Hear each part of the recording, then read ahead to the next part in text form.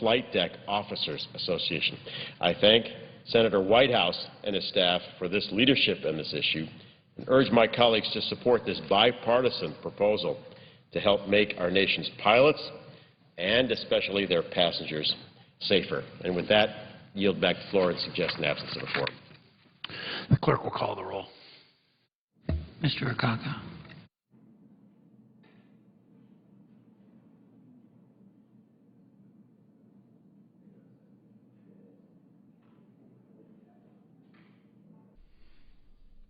Senator Mark Kirk speaking in favor of legislation associated with the FAA reauthorization bill. Senator Whitehouse had introduced a bill last night that would make it a federal crime to aim a laser pointer at an aircraft. The senator from Rhode Island said current laws are too weak to prosecute people who are caught red-handed trying to blind pilots with laser beams. The Hill writes his amendment would allow fines and prison terms of up to 5 years for such action. The Senate again today considering the FAA reauthorization bill, and the U.S. House is not in this week. They will be back next week. But today, Budget Committee Chairman Paul Ryan of Wisconsin did release some preliminary fiscal 2011 budget allocations. The CQ writes that the budget allocation would limit discretionary spending to $1.505 trillion would be used by appropriators to scale back non-security spending toward fiscal 2008 levels. The budget cap announced today would limit non-security spending to $420 billion for the current fiscal year that ends September 30th. That's down $464 billion in fiscal 2010. Republican staff, writes CQ, said the budget limit would reduce non-security spending by about $58 billion below President Obama's fiscal 2011 budget request. The allocation would allow $635 billion in security spending. That's up from the $627 in fiscal 2010. Again, that budget request, that allocation just released by Budget Committee Chairman Paul Ryan.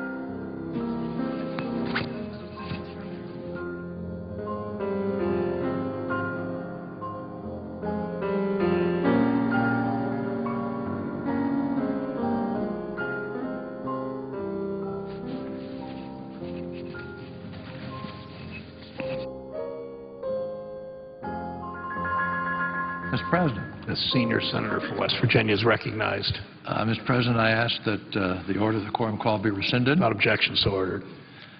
Mr. President, we are sitting here, and what's good is that we're not doing health care amendments. What's bad is that we're not really doing any amendments. And the Republicans have proffered a number of amendments. We need to do them by pairs so that we can work them out. Some of them will be able to be accepted by a voice vote.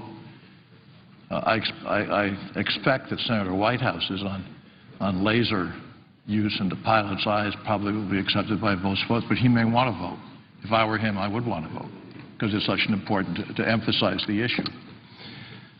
But we need to have Democrats. Well, I know we have some amendments that Democrats want to offer, but they're not coming to the floor to make those amendments. So this is my plea through the distinguished presiding officer for Democrats please to come to the floor and do their amendments. And with that, I note the absence of a quorum. The clerk will call the roll. Mr. Akaka. Yes, unanimous consent to quorum calling process. Senator from Oklahoma is recognized. First of all, let me say that the manager has been very kind to me in offering to allow me to come up at some point. I don't really care so much when it is, but I do have two amendments that I've already discussed on the floor. And I'd just like to get them in the queue so that sometime that we'll be able to do that. So I would just wait until such time as the majority feels it would be appropriate, and then I'd be asking if I could do that. Mr. President? Senior senator from West Virginia. I understand that the senator from Oklahoma has a particularly sort of difficult scheduling problem right now, and for most of the afternoon. So putting his amendments in or talking about them, whatever he wishes to do, is important to him and also is hard to do in terms of his schedule. So that just renews my offer, my request, my prayer that Democrats who have amendments will come down and offer them. It's called the Federal Aviation Bill. It reauthorizes it. It's monumental. And we're kind of sitting here. So the Republicans are sort of doing their part, but the Democrats really aren't doing our part. And so please come down if you have that, because I want to accommodate not just Senator Inhofe, but all others who have amendments, many of which we can probably work out. Some will be accepted by voice, others may have to be voted on, but we have to have amendments before we can really get to any of that. So that is my request. I thank you. Reclaiming my time. First of all, I thank you very much. The amendments I have, I would hope to get into the manager's amendment or somehow have them come up, maybe even be voice voted. But there are issues I've talked about in the past quite often. I think we all understand, or most of us do, that when our good friend Senator Glenn retired, that left me as the last active commercial pilot in the United States Senate on a regular basis. So I have some things that these two I'm very interested in. So I'll just yield the floor, and when such time comes, what the senator from West Virginia said was true. Right now, because of the prayer breakfast that's taking place, I happen to be hosting the African dinner tonight, so I have groups coming by every 30 minutes throughout the day. I just want sometime today to be able to just get two amendments, number 6 and 7, in the queue. I'll yield the floor. The senior senator from Arkansas is recognized. Mr. President, I would ask that my comments be made as if they were in morning business. Without objection, so ordered. Thank you, Mr. President. Mr. President, today I come to the floor to honor a great man, a great Arkansan, and a great American, Donald John Tyson. Don Tyson was one of the three iconic Arkansans who helped move our state forward. Don Tyson, Sam Walton, and J.B. Hunt transformed the northwest part of our state and made Arkansas a mecca for business. When I think of Don, one of his favorite phrases comes to mind. He would say, "I don't have time to have a bad time." Don lived life to the fullest and enjoyed every minute of it. Don came to Arkansas in very humble circumstances. He was born in Kansas, but moved to Springdale as an infant when, as Don liked to tell it, his father's truck ran out of gas. There in Springdale, Don took over the family business when his father passed away, and Don's hard work helped turn his father's small poultry business into the most successful meat processor in the world. As chairman of the board and CEO of Tyson Foods, Don revolutionized the poultry industry and made protein more accessible to Americans, helping create chicken McNuggets, chicken tenders, chicken sandwiches, and much, much more. He was responsible for developing the Rock Cornish game hen, smaller birds that weigh only a few pounds that were more profitable but also immensely popular. Under Don's leadership, the company's revenue increased from $51 million to more than $10 billion. As the Washington Post said, for many Americans, Tyson products became the answer to a daily question, what's for dinner? Even as he rose to great heights, Don remained true to his roots. His trademark khaki outfit and Tyson uniform with Don embroidered on the front pocket. He referred to all staff members as co-workers, never employees. Don understood that the truck drivers and plant workers were just as essential to Tyson's success as the executives in the corner offices. Don was also committed to giving back to his community. A noted philanthropist, Don created the Tyson Family Foundation, which provides scholarships for students from communities where Tyson Foods operates, including many communities in Arkansas. Don was a huge supporter of the University of Arkansas, helping fund many of the school's educational and athletic programs. He also was a great friend to veterans. One of his most recent projects was helping preserve the Fayetteville National Cemetery. An avid fisherman and devoted conservationist, Don created the Billfish Foundation, which promotes catch and release practices for billfish to conserve their populations. Don's charitable work had a real impact on Arkansas and communities across the country.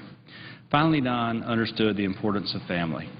Tyson Foods has always been and remains a family-run business. Started with Don's father, John Tyson, and continuing with his son, John.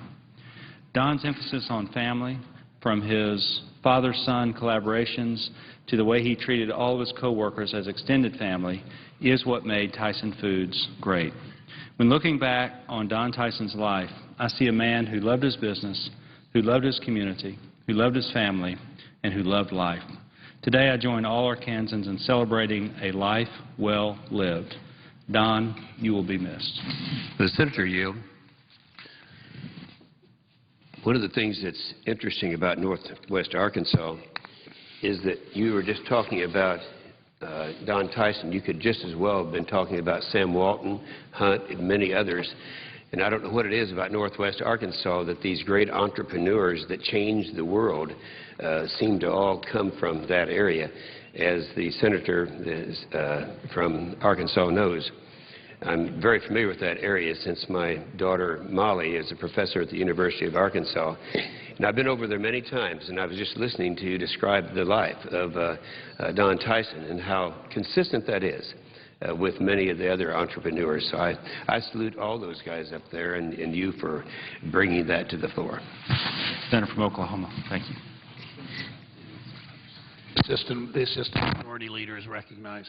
I ask consent to speak as if in morning business. Without objection, so ordered. Mr. President, today is the 100th anniversary of the birth of President Ronald Reagan. When Ronald Reagan was born, his father Jack looked at his new little boy and said, "He looks like a fat little Dutchman, but who knows, he might grow up to be president someday." In fact, Ronald Reagan grew up to become not just a president, but one of America's most memorable presidents. As we mark the 100th anniversary of his birth, much is being said and written about his White House years, understandably. But in my state of Illinois, people also remember an earlier time in the life of this iconic American. Ronald Wilson Reagan is the only American president born in the state of Illinois. He entered this world on February 6, 1911, in the little town of Tampico, in an apartment above a bakery. His father Jack sold shoes to support his wife and two sons. Over the first 9 years of his life, the Reagan family was on the move, from Tampico to Galesburg to Monmouth and the south side of Chicago, before finally settling in Dixon, Illinois, population 10,000. Today, the white frame house at 810 South Hennepin Street In Dixon, Illinois, the Ronald Reagan Boyhood Home attracts visitors from all over the world. It was in Dixon that this shy little boy began to discover his self-confidence and the talents that served him so well in life. He acted in the first play in Dixon, elected student body president during his senior year at the high school. From Dixon, he went to Eureka College, a small college near Peoria. The tuition was a whopping $180 a year, twice that much with room and board, more than the Reagan family could afford. But Ronald Reagan didn't let that discourage him. He received a needy student scholarship, waited tables, washed dishes at his frat house, and helped pay his own way. Once again, at Eureka, he was elected president of his senior class. In 1935, Ronald Reagan was working as a radio sports announcer following those great Chicago Cubs to spring training in California and slipping away one day to actually visit Hollywood and explore the possibility of entering the movie business. 2 years later, Ronald Reagan worked up the courage to pack his possessions into a Nash convertible and move to California, where he would become a successful actor and later governor of the state. He never forgot his Illinois roots. In his first presidential inaugural parade in 1981, Ronald Reagan included the Dixon High School Band. On a visit to Eureka College in 1992, President Reagan told the students, "Everything good that happened to me, everything, started here on this campus."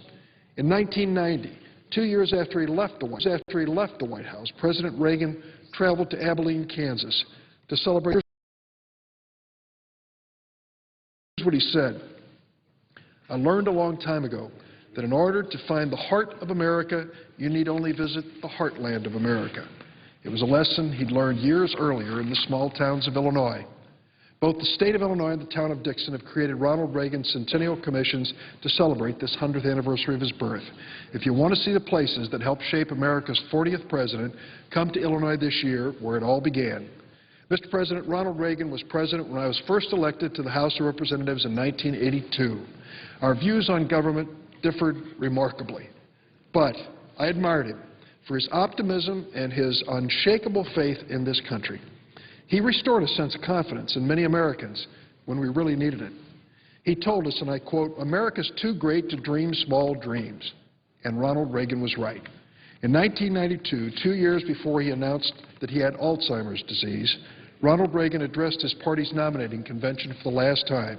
Here's what he said: "Whatever else history may say about me when I'm gone, I hope it will recall that I appealed to your best hopes, not your worst fears, to your confidence rather than your doubts." In 1983, in one of the most important accomplishments of his presidency, Ronald Reagan brought together Democrats and Republicans to head off a crisis in Social Security. That bipartisan agreement helped add years of solvency to one of the most successful programs this government has ever created. That bipartisan agreement brought 50 years of solvency to Social Security. I think it's one of the crowning jewels of Ronald Reagan's leadership as president. In 1986, he signed the America's last major tax reform to simplify the tax code, broaden the tax base, eliminate loopholes that allowed some to avoid their obligations. Today, we face a far greater challenge. Not only do we have to protect Social Security, but we also have to simplify our tax code again and put in place a responsible plan to reduce our deficits. In this centennial year of his birth, it would be fitting tribute to President Reagan if Democrats and Republicans could once again work together to solve our problems in a spirit of the patriotic pragmatism that really energized President Ronald Reagan. I hope we can work together to help Americans get back to work and lay the foundation for a strong economy. After President Reagan finally clinched the delegates needed to win his party's 1980 presidential nomination, a newspaper reporter asked him what he thought about that he needed to do next. He replied he wanted to dispel the notion that he was a hard-nosed radical who would oppose compromise on principle. Here are his words. He said, "You know, there are some people so imbued with their ideology that if they can't get everything they want, they'll jump off the cliff with the flag flying. As governor," Ronald Reagan said, "I found that if I could get half a loaf instead of stalking off angrily, I'd take it." Ronald Reagan was a man who believed deeply in core principles. He would not want any of us to compromise our own core principles in his memory. But there's such a thing as principled compromise. President Reagan understood that when we worked out an agreement on the future of Social Security. He knew that accommodation was needed to make America's government work. We would honor his memory by remembering that lesson and working to restore our politics to the same level of civility that we associate with him. Let's remember there's no dishonor in accepting half a loaf. That's how democracy works. Finally, my admiration for Mrs. Reagan. Her love and steadfast devotion to her husband during his illness moved every one of us, and her courageous work in the support of new treatments for Alzheimer's disease will surely help other families. Our thoughts are with her and the rest of President Reagan's family as we mark this historic centennial. Madam President, if no one is seeking the floor now, I'd like to ask permission to return to the bill and speak on the bill pending on the floor. Without objection. Madam President, the FAA authorization expired in October of 2007. Well, for more than 3 years, we've been operating on short-term extensions, 17 total short-term extensions. The Federal Aviation Administration, airlines, and flying public all deserve a long-term authorization to provide certainty to our national aviation system. The bill before us will improve the safety of air travel, modernize our air traffic control system, boost the economy, and create thousands of jobs. This is a jobs bill. The FAA estimates commercial aviation is responsible for over 5% of our gross domestic product and generates $1.2 trillion a year in economic activity. The aviation industry provides $346 billion in earnings and 11 million jobs in America. This bill will help grow those numbers. The funding provided in this bill will support over 280,000 jobs. The economist Mark Zandi said, "Aviation's the glue that keeps the global economy together." We know that in Illinois. We know it because of that great airport called O'Hare, which we're currently in the process of modernizing. This bill will boost our economy now and keep the United States competitive in the global marketplace. The Senate Commerce Committee, chaired by Senator Rockefeller, with Ranking Member Senator Inhofe, has held dozens of hearings over the past few years on aviation. Each was different, all of them focused on safety. Last year, we passed into law many safety provisions the committee recommended, but we need to do more. This bill will improve safety by preventing runway incursions. Improving runway safety, according to the National Transportation Safety Board, is the highest priority. There were 988 runway incursions last year. This year, there have already been 66. This bill will require the FAA to review all commercial service airports in the U.S. and initiate action to improve lighting, signage, and runway and taxiway markings. Another key component of this bill is NextGen. NextGen is the term we use to describe our transition to a more modern satellite-based air traffic control system. Madam President, I mentioned on the floor before that I recently read a book by Steve Johnson about innovation in America, and he told a fascinating story that October 4th, 1957, when the Soviets launched Sputnik, America was caught by surprise. Here, our adversaries in the Cold War, the Russians, had the capacity with a missile to launch a satellite that circled the Earth. It was the first man-made satellite. We knew they had the bomb. Now they had these missiles and the capacity to launch a satellite. And so the Russians, to prove to the world that they had launched the satellite, had this basketball-sized Sputnik satellite emitting this signal. Well, there were two scientists up near Baltimore working for the federal government who decided that they would try to track this signal, and they found it. And as they tracked it, they used their scientific expertise and the Doppler effect to determine not only the trajectory of this satellite, but its speed. They reported their findings to the Department of Defense. They could tell the Department of Defense where Sputnik was and how fast it was moving. The Department of Defense challenged them and said, if you can tell us where that satellite is and how fast it's moving, if you were on that satellite, could you tell where that signal's being received on Earth? Well, they went to work. It took them several weeks. They came up with a means to determine from a satellite where the signal was being received on Earth. We know it as GPS. GPS is in our pockets. We carry it with our cell phones. People can locate us based on the cell phone we carry in our pockets. Well, the problem is that airplanes don't have GPS. They still rely on aged technology, radar and the like, to locate the planes and to move them safely. This bill that we're moving today the Federal Aviation Administration authorization bill is going to move us into this new generation of technology. It's about time.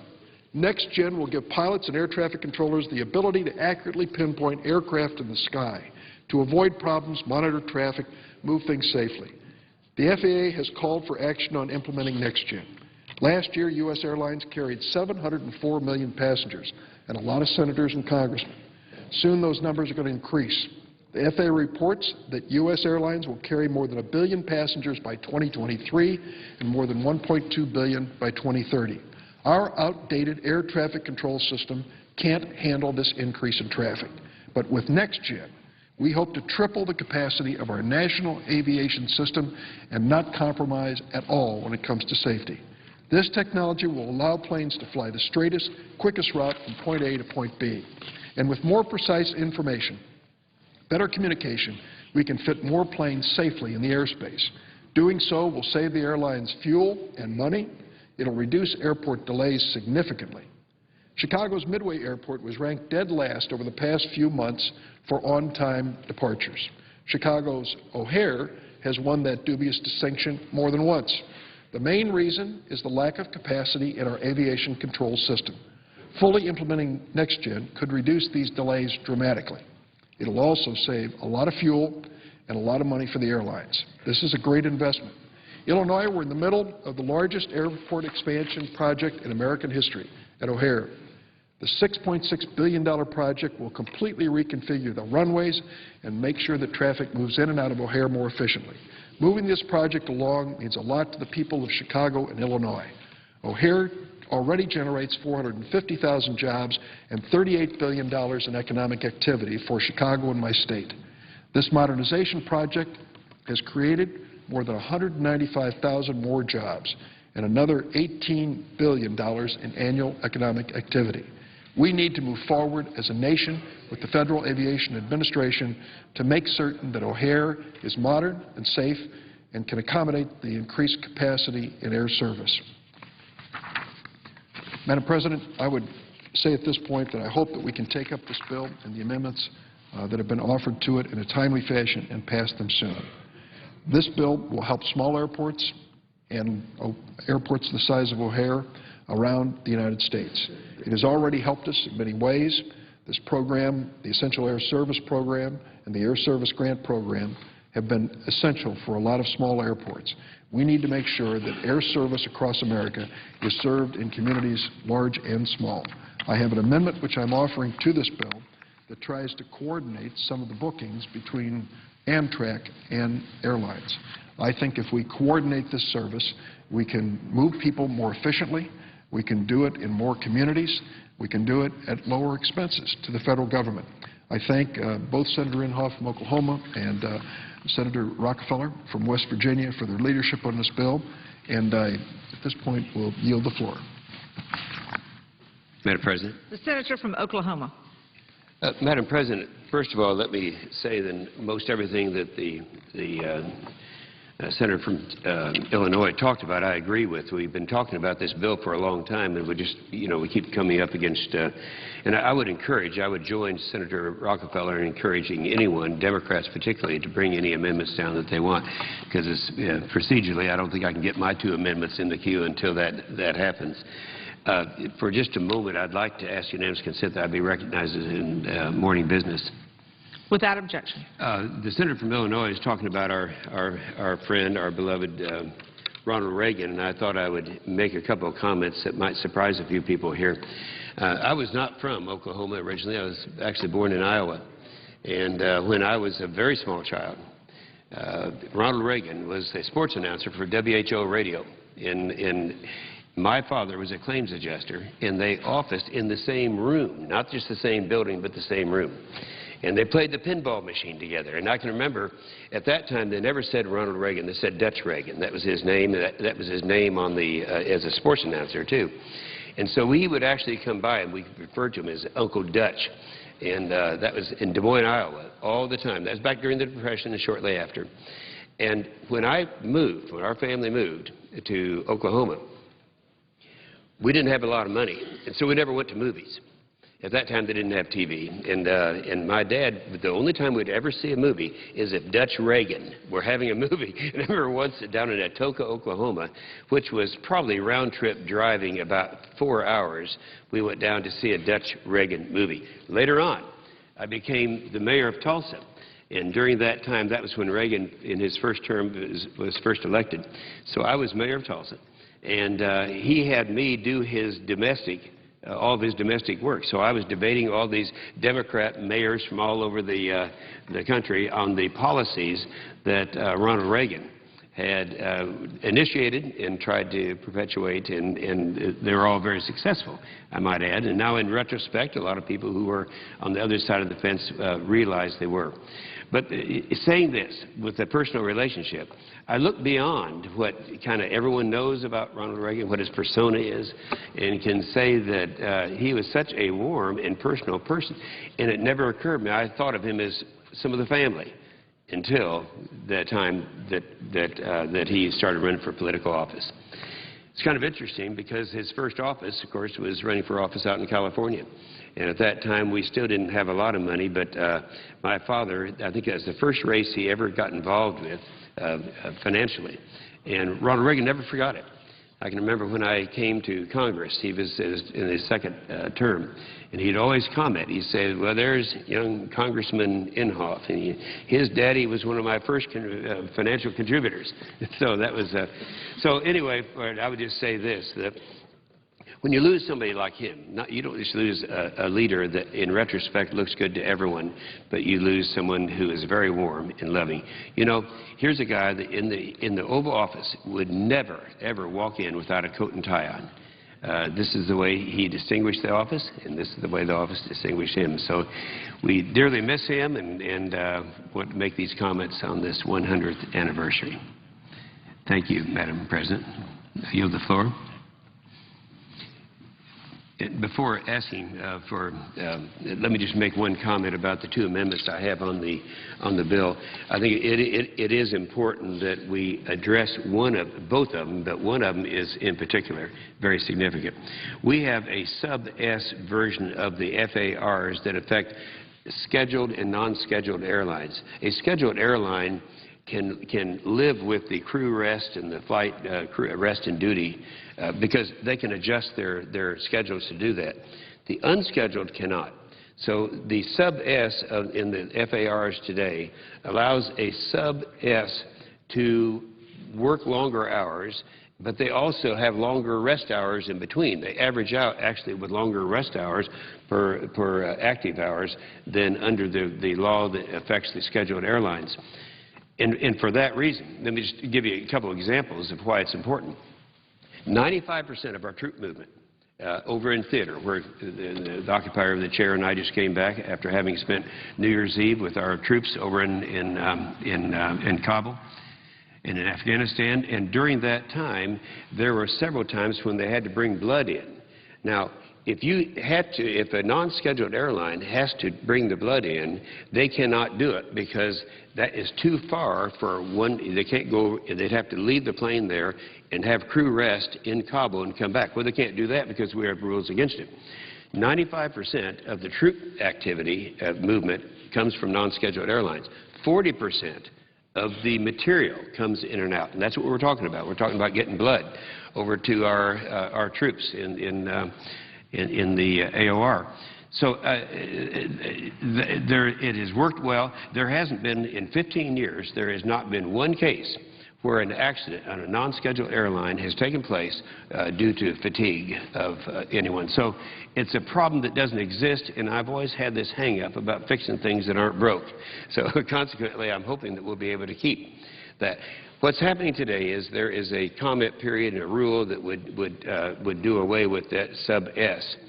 And this bill, I'd like to have this amendment in here. This bill would keep that from happening. So I think it's very important, and I think it means a lot to our troops over there. The only alternative, if you take the blood example, is you've got to find for maybe Qatar or some other place a military plane, a C-130 or a C-17 to take them in. And as you know, right now, the op-tempo of our lift capacity is to the point where we can't take on anything more. So I think this is really kind of a life and death type of thing.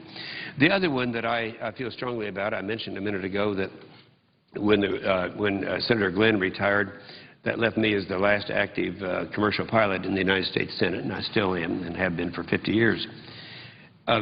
Many times in the past, I have, at my own expense, in my own aircraft, done things where we're helping out people because there's no one else to do it. Either taking people for medical treatment or taking, in one case, it was a limb that had been amputated, taking it back to be reattached, this type of thing. And so for people to do it, the pilots and the equipment, such as my equipment, it costs us money to do it. But we feel, in order to encourage them to do it, that they should be exempt from liability should something happen so that they don't have frivolous lawsuits. If you do, then it discourages people from being generous. And so this is kind of a Good Samaritan type of amendment. These are amendments number 7 and number 6. And I'm hoping to get them in the queue. I can't do it this time. I want to cooperate with Senator Rockefeller. But as soon as we can, I want to get these in. With that, I yield the floor. I suggest the absence of a quorum. The clerk will call the roll. Mr. Akaka.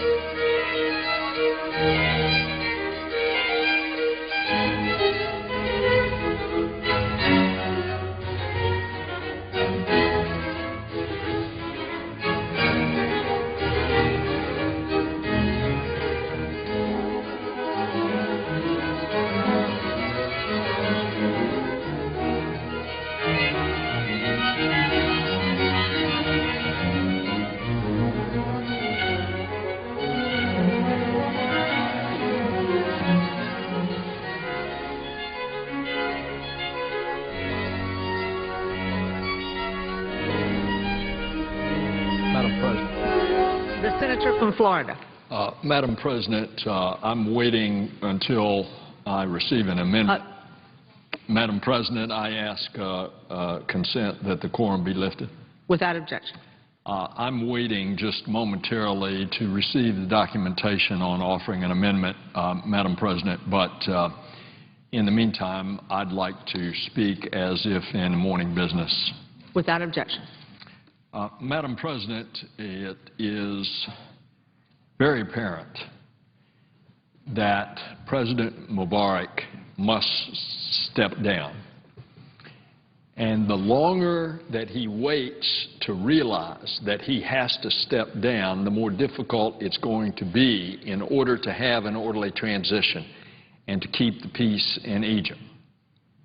And the longer he waits to announce that he is stepping down immediately, the more difficult it is to transfer power to his vice president, General Omar Suleiman.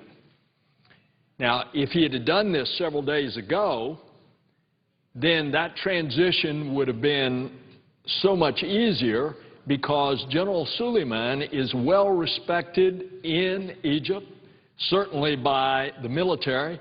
He's well respected by the Arab neighbors in the region, and he is well respected in Israel as well as the U.S.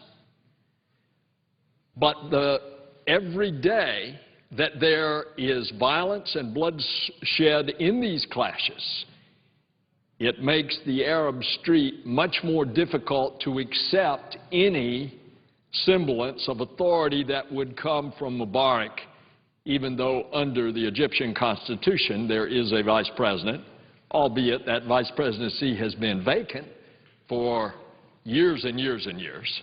But nevertheless, there is a vice president who is in the constitutional line of succession to become president. Again, I say what I said several days ago. President Mubarak needs to recognize, despite his long years of great service in keeping Egypt stable, especially in the aftermath of the assassination of President Anwar Sadat, that it is time for him to step down, that there is a new nation of Egypt out there, and they want reform, and they want free and fair elections. And most of them want a peaceful and orderly transition of power. And I would again call on the President of Egypt to step down and step down immediately and let the presidency be assumed by his vice president with the guarantee of free and fair elections in September and the guarantee that he is not, the President Mubarak is not going to run for re-election. Madam President, I yield the floor, and I would suggest the absence of a quorum. The clerk will call the roll. Mr. Akaka.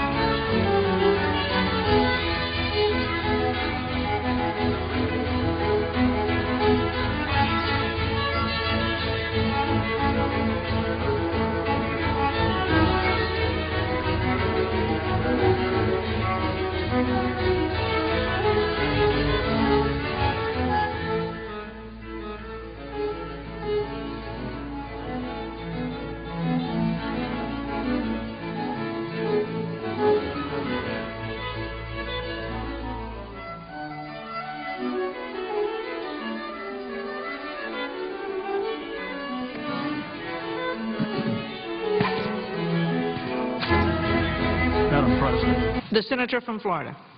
Madam President, I ask consent that the quorum call be lifted. Without objection. Madam President, I call up Amendment 34, and I ask consent that the pending amendment be set aside in order to call up Amendment 34.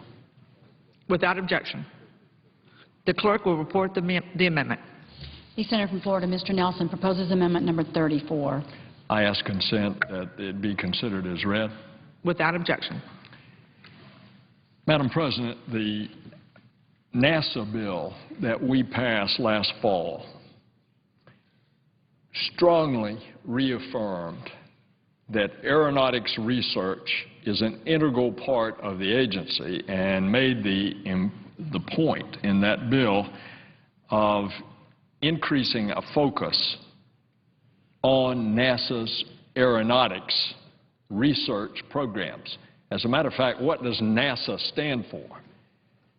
It's become a noun, but it actually stands for the National Aeronautics and Space Administration. The first A of NASA is aeronautics.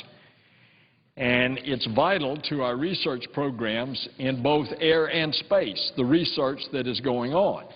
We have existing aeronautics research facilities that are national assets, and they're in places like the Ames Research Center in California and the Glenn Research Center, named after our former colleague, Senator John Glenn. That's in Cleveland. Langley Research Center in Virginia. The Dryden Flight Research Center, and that's at Edwards Air Force Base in California. And these NASA centers are unique in their ability to leverage the complementary and ever-increasing synergies between the space and the aviation systems through these incredibly experienced technical researchers, and they make remarkable advances in aerospace-related disciplines, in things like materials and structures, flight controls, aerospace systems, health management in aerospace systems, and high-speed aerothermal analysis tools. We take for granted when we get on commercial airliners some of the improvements that have been made. Well, where do you think a lot of that came from? It came from NASA in the research there. And these advances not only accelerate space and aviation systems, but also other very complex systems such as the smart grid, remote medicine and medical robotics, smart cars, a whole bunch of things. So NASA's fundamental aeronautics research capability happens to be also integrated with enabling our future space missions in NASA. And the nation's aeronautics research and development investment currently is planned and well coordinated in the National Aeronautics Research and Development Policy, as well as in an Executive Order 13419, in which the roles and responsibilities of executive departments and agencies in federal aeronautics R&D are clearly defined and delineated all the way through the rest of this decade until 2020. So what had happened when this FAA bill was put together years ago? It had a transfer to some committee of NASA's successful aeronautics R&D investment leadership. And this competitiveness, this investment has really supported springing forth key technologies that directly contradict a national policy of doing this in a committee instead of doing it in NASA. And the unnecessary reassignment when this bill was crafted some time ago, the unnecessary reassignment of those responsibilities to other agencies of government would clearly jeopardize the success of this extraordinary R&D program. And so the amendment of which we have no objection, is to take this part out of the bill so that with the new NASA bill that was passed, with the robust aeronautics research and development that's within NASA, that is the operative policy. So, Madam President, if it's appropriate, if we're in the parliamentary procedure, I would ask for the yeas. I'd just ask for a voice vote. Okay, I'm told that we're not in that procedure in which to do it. So, Madam President, I have offered the amendment. It is laid down, and we will deal with it appropriately. I yield the floor.